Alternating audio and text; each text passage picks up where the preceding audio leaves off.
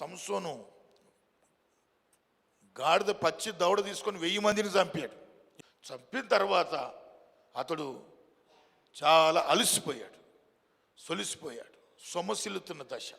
ఇక అతనికి నాలుక ఎండుకపోతుంది, బలం తగ్గిపోయింది. దేవునాత్మ వీడిందని కాదు, పని జరిగించింది. ఇప్పుడు అతనికి తెలియాలా, దేవునాత్మ అతన్ని కూడా బ్రతికించాలని. అతనికి అతిశయం రాకూడదు, నేను చంపాను అని. ఈ అతిశయం కొన్నిసార్లు ప్రమాదం.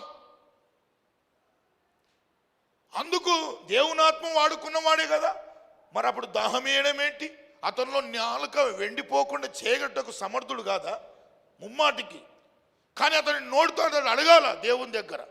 1000 మందిని చంపడం నీ బలం కాదది, దేవుని బలం. రెండోది, నీవు మనిషివే, నీవు చచ్చిపోతావు. నేను లేకపోతే, నేను తోడు లేకపోతే ఆ 1000 మంది తర్వాత 1001 మనిషి నువ్వు కూడా అక్కడే పడి చచ్చిపోతావు. ఎప్పుడు? నేను నీకు నీళ్ళు ఇవ్వకపోతే. అందుకే అతడు ఏమన్నాడు? అయ్యా నాకు నీళ్లు దాహం ఇస్తూ. ప్రభు అక్కడ నీటి బుగ్గను పుట్టించాడు. ఆ నీళ్లను తాగి అతడు బ్రతికాడు. దేవునికోసారి స్తోత్రం చెప్తాము అందరం. Praise the lord. యేసు దగ్గరికి మనం ఎంత ప్రావీణ్యమైన కావచ్చు, ఎందుకంటే ఒక్కొక్కరు విభిన్నమైన వ్యక్తులం. మనం విభిన్నమైన తలాంతులు, వరాలు, ఫలాలు, అభిషేకం ఎన్నో ఉంటాయి మనకు. దేవునికి స్తోత్రం. ఏ ఒక్కరు విడుదల కాదు, కానీ ఆయన లేకుండా మనం చెయ్యాలంటే సాధ్యపడదు. అందుకే ఆయన ఏమన్నాడు? సొలొమోను మహాజ్ఞాని, తన తండ్రి సంపాదించిన అన్నీ ఉన్నాయి అనొచ్చు, నేను కడతానని. ఆయన ఏమన్నాడు? యెహోవా ఇల్లు కట్టించని ఎడల కట్టువాని ప్రయాసం ఏమన్నాడు? వ్యర్థం.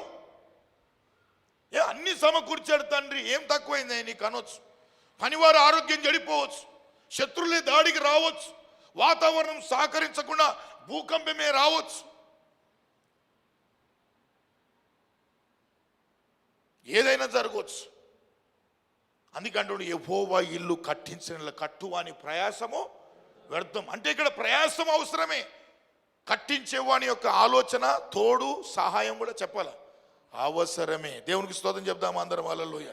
మన కష్టానికి తగిన అనుగ్రహం అవసరం.